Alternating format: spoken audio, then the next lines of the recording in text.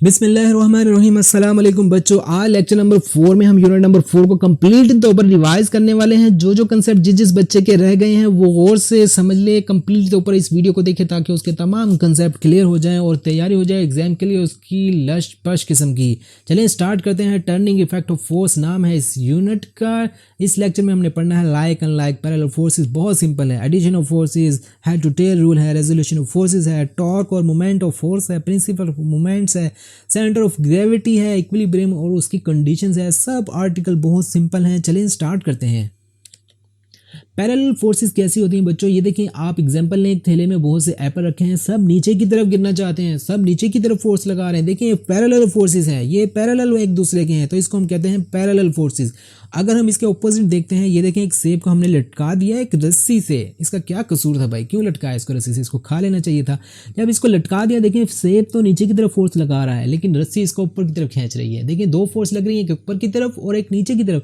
देखने में तो दोनों पैरेलल हैं और हैं भी पैरेलल, लेकिन एक्शन इनका देखें, एक का ऊपर की तरफ है एक का नीचे की तरफ है, तो ये अनलाइक हो गई। ये लाइक हैं, सब लाइक हैं, एक ही तरफ इनका इशारा है, इनका इशारा दो तरफ है, एक का ऊपर की तरफ एक का नीचे की तरफ, इसलिए इनको कहते हैं unlike parallel forces.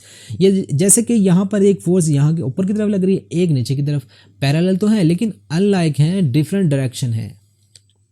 Addition of forces, addition of forces को कैसे करेंगे? Force is a vector quantity, ठीक है। दो इसके हम वेक्टर ले लेंगे फोर्स के, उनको ऐड करके रिजल्टेंट फोर्स हम मालूम कर लेंगे, इसको हम कहेंगे एडिशन ऑफ फोर्सेस। अच्छा, एडिशन ऑफ फोर्सेस करेंगे, कोई रूल है हमारे पास? हाँ एक रूल है। रूल क्या है हमारे पास? Head to tail rule. Head to tail की मदद से हम एडिशन करते हैं फोर्सेस की। देखें दो फोर्सेस के हमें वेक्टर दे दिए गए, ए को पकड़ के यहाँ पर ले आए, लिटा दिया इसको, उसके बाद बी को यहाँ पर ले आए, ये इसका हेड था। ये देखें ए का हेड है, मिलाया किससे? बी के टेल से, और फिर यहाँ से एक वेक्टर लिया यहाँ तक ले गए, इसको हम क्या कहते हैं? Head to tail rule. Head से टेल को मिला के ऐड करना दो वेक्टर को कहते हैं हेड टू टेल रूल। और किया क्या हमने? एडिशन की है फोर्सेस की। रेजोल्यूशन ऑफ फोर्सेस, भैया पहले हमने एडिशन की, दो वेक्टर्स को मिला के एक वेक्टर बनाया। अब हम क्या करेंगे? एक वेक्टर को दो वेक्टर में स्प्लिट कर देंगे, डिवाइड कर देंगे, इसको हम कहते हैं रेजोल्यूशन ऑफ फोर्सेस। ये देखिए एक फोर्स एक वेक्टर था जिसको हमने डिवाइड कर दिया दो कंपोनेंट में, ये फोर्स है इसको हमने डिवाइड कर दिया दो कंपोनेंट में, और ये दोनों कंपोनेंट क्या है? एक दूसरे के परपेंडिकुलर हैं। इसको हम प्रोसेस को हम क्या कहेंगे? Resolution of forces. यहाँ पर हम मालूम करेंगे direction F X over F किसके बराबर होगा? F cos theta. F Y over F बराबर होगा एफ साइन थीटा के। अब हम मालूम करेंगे फोर्स का मैग्नीट्यूड और डायरेक्शन को। ये देखिए हमने एक फोर्स तो मालूम कर ली थी। अच्छा बच्चों, हमने फोर्स के कंपोनेंट भी मालूम कर लिए और दो कंपोनेंट को मिला के हमने रिजल्टेंट फोर्स भी मालूम कर ली। अब हम फोर्स की डायरेक्शन और फोर्स का मैग्नीट्यूड मालूम करते हैं। फोर्स का मैग्नीट्यूड कैसे मालूम होगा? ये देखिए फोर्स का लिख दिया यहाँ पर और यहाँ उसके कंपोनेंट लिख दिए। सब क्या हमने क्या ले लिया? स्केयर ले लिया। स्केयर लेने के बाद यहाँ का स्केयर खत्म करेंगे, इनके ऊपर अंडर रूट ले आएंगे, वैल्यूज यहाँ पर डालेंगे, स्केयर लेके अंडर रूट लेंगे और हमारे पास मैग्नीट्यूड आ जाएगा फोर्स का। डायरेक्शन मालूम करनी है, टेन थीटा लेंगे हम, F Y over F X दे देंगे। F Y over F X देंगे तो हमें इसकी डायरेक्शन मालूम हो जाएगी इस थीटे की मदद से। थीटा हमने मालूम करना है, टेन थीटा लिया, यहाँ पर टेन को यहाँ ले जाएंगे, इन्वर्स हो जाएगा। एफ वाई की वैल्यू पुट करेंगे, एफ एक्स की वैल्यू मालूम करेंगे, इस थीटे की वैल्यू मालूम हो जाएगी और थीटे की वैल्यू हमें डायरेक्शन बताएगी इस फोर्स की। टॉर्क और moment of a force. Torque क्या होती है बच्चों? The turning effect of a force, एक सी फोर्स जो कि टर्न करती है किसी भी चीज को। देखिए आप दरवाजे को पकड़ते हैं, उसको टर्न करते हैं। टूटी जो होती है, टॉप जो होती है पानी की, उसको भी टर्न करते हैं।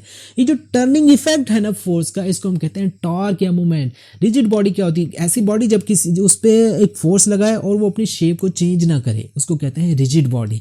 एक्सिस ऑफ रोटेशन, किसी बॉडी का एक्सिस ऑफ रोटेशन वो होता है जिसके गिर्द वो घूमती है। जैसे कि ये एक डोर है आपके पास, ये इसका एक्सिस ऑफ रोटेशन है, ये एक बार स्टॉप है, ये इसका एक्सिस ऑफ रोटेशन है। टॉर्क को मैथमेटिकली कैसे लिखते हैं? टॉर्क को एफ जो इस पे फोर्स लग रही है वो मल्टीप्लाई, देखें फोर्स इस पॉइंट पे लग रही है या इस पॉइंट पे लग रही है, ठीक है ना।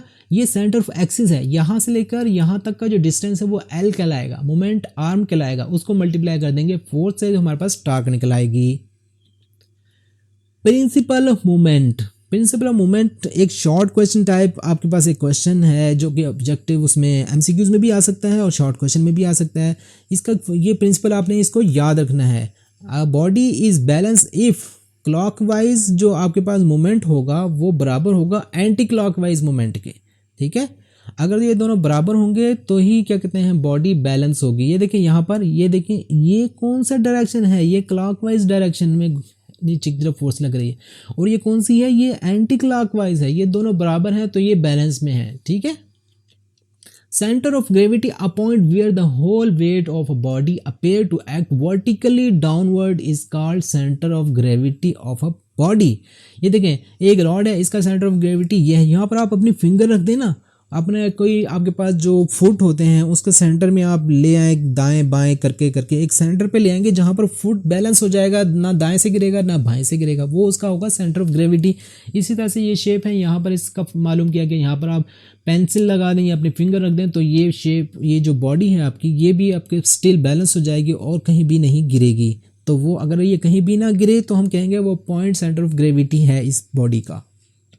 Equilibrium, a body is said to be in equilibrium if no net force act on it. ठीक हो गया, अगर कोई फोर्स उस पर अमल नहीं कर रही, उसको मूव नहीं करा रही, तो हम कहेंगे कि वो बॉडी इक्विलिब्रियम हालत में है। जैसे कि आप यहाँ देखें, ये आपके पास एक रॉड है लकड़ी का, दो फोर्स ऊपर अमल कर रही है, एक फोर्स नीचे। अब ये देखें तो यहाँ हालत सुकून में है ना, ना ये ऊपर जा रहा है ना ये नीचे जा रहा है, तो हम कहेंगे ये दोनों फोर्स इसके बराबर हैं और ये इन दोनों फोर्सों ने इसके जो असर था उसको कैंसिल कर दिया और ये बॉडी इक्विलिब्रियम हालत में रह गई। जैसे कि आप तस्वीरें लटकाते हैं अपने घरों में, वो ना नीचे की तरफ गिर रही होती है, ना दाएं जा रही होती है, ना बाएं जा रही होती है, ना ऊपर जा रही होती है, स्टिल एज इट इज़ वो लग जाती हैं जहाँ आप उसको लगा देते हैं, तो वो इक्विलिब्रियम हालत में होती है। नीचे जो फोर्सेस लग रही होती हैं वो उसके बराबर होती हैं, जो कि रस्सी जो स्ट्रिंग जो होती है वो ऊपर की तरफ लगा रही होती हैं। दोनों फोर्सेस बराबर होती हैं, दोनों एक दूसरे कैंसिल करती हैं, और ये जो वॉल पे आप हैंग करते हैं तस्वीर, ये इक्विलिब्रियम हालत में रहती है।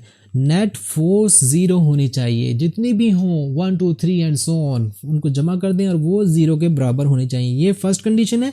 सेकंड कंडीशन क्या है, टॉर्क जो बॉडी पर लगेगी वो ज़ीरो होनी चाहिए। A body satisfy second condition for equilibrium when resultant torque acting on it is zero. Mathematically ये देखिए आपके पास ये एक बॉडी है, एक फोर्स यहाँ लग रही है, एक फोर्स लग रही है यहाँ पर, ठीक है, ये इक्विलिब्रियम हालत में है, ठीक है।